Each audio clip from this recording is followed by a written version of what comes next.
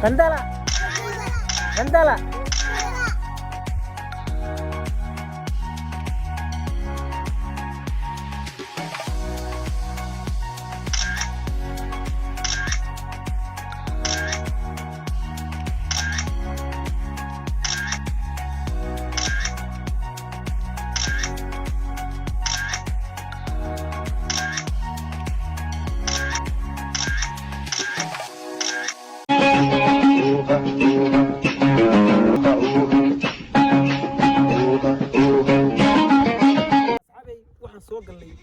ليش dadka wacyigelinta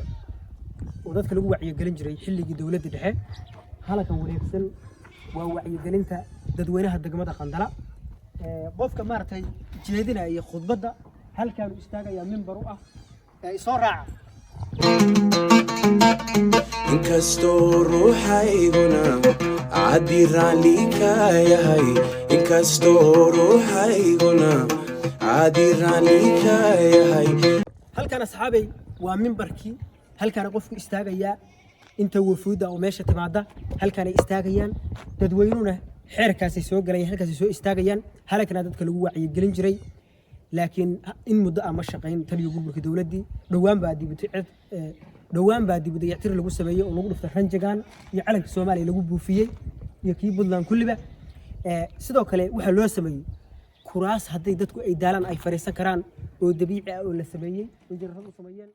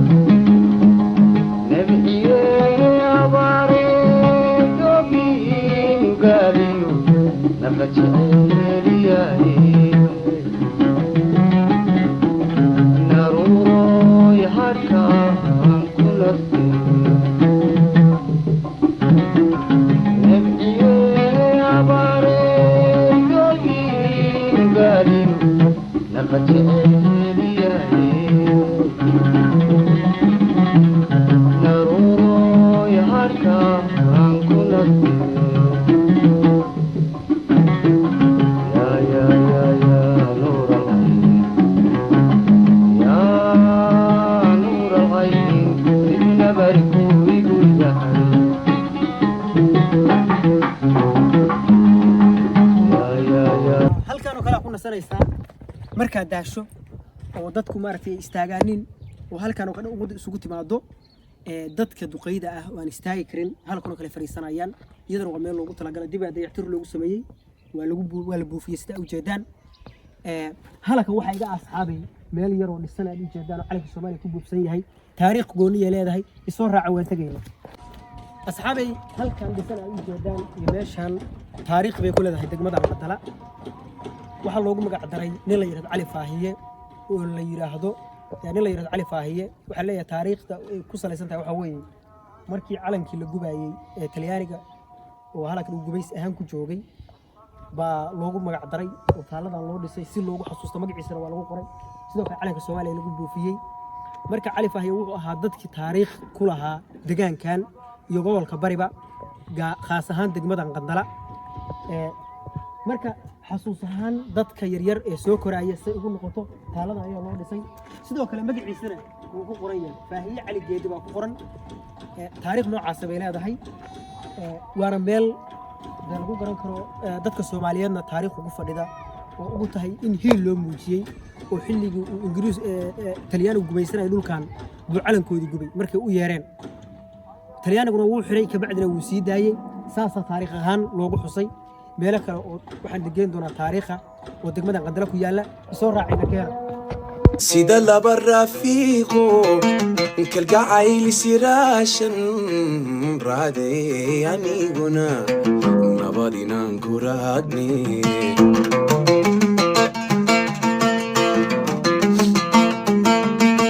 sida laba rafiiqo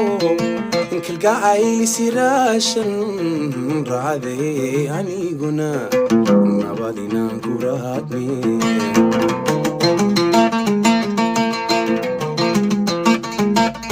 inkastoo ruuxayguna caddi raalli ka yahay inkastoo ruuxayguna caddi raalli ka yahay halkan waa masjidka jaamica ahaa ee degmada Qandala waa masjidka la isugu yimaado markii maalinta jimcada iyo sidoo kale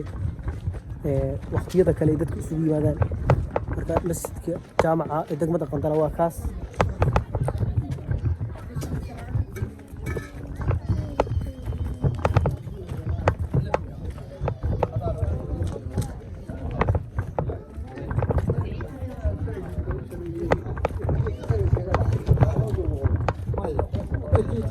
meheradaas ayaa loo fadhiyaa dadku waqtigooda la qaadanaya masjidka jaamica waa ka iga dambeeya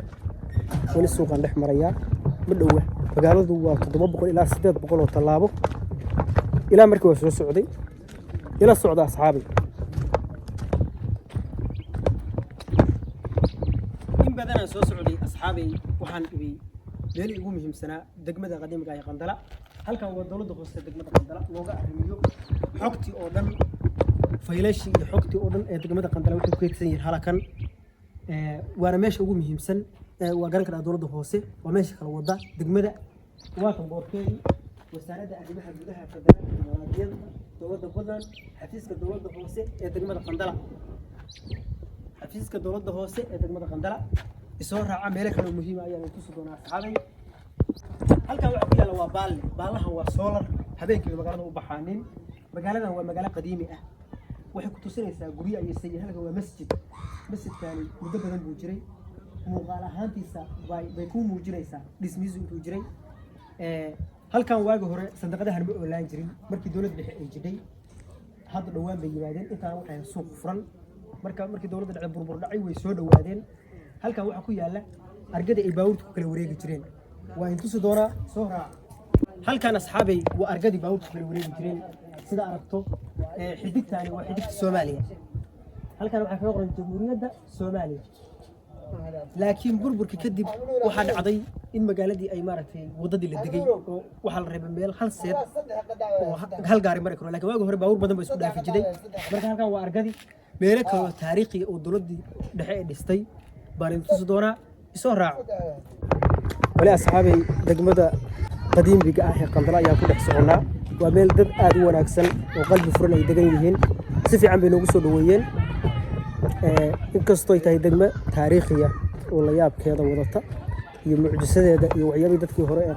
maaragtay ay ku dhaqmi jireen halkan waxa iga guri dabaq ah saa u jeedaan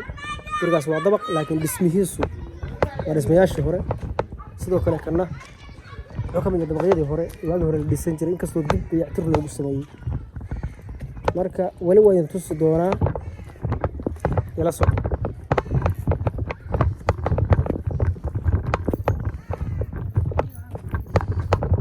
dadku meheradaha la iska fadhiyaa waqti baa la qaadanayaa waa xilli quruxdu ay sii dhacayso maghrib baa soo dhow laakiin jaaniskooda ayay ka faa'iidaysanayaan xilligan oo kale markay badda ka soo rawaxaan xijiga oo kale waa labada resource ee ugu muhiimsan ee deegaankan uu ku tiirsan yahay ولي سوق أيام كنا حجرة دقمة قديمة جاي قندرة أصحابي هلا كان وإسكاشتة كلوما إستة دقمة قندرة إسكاب يعني كلون كواكل دون ترواتن وإسكاشتة دقمة قندرة حفيز كذي أي كشري ترين هلا كان يسوي بعدين إذا روحي كم بتهي بلا مهم كأي كويا لدقمة قندرة وإسوتش قد دويرة صورة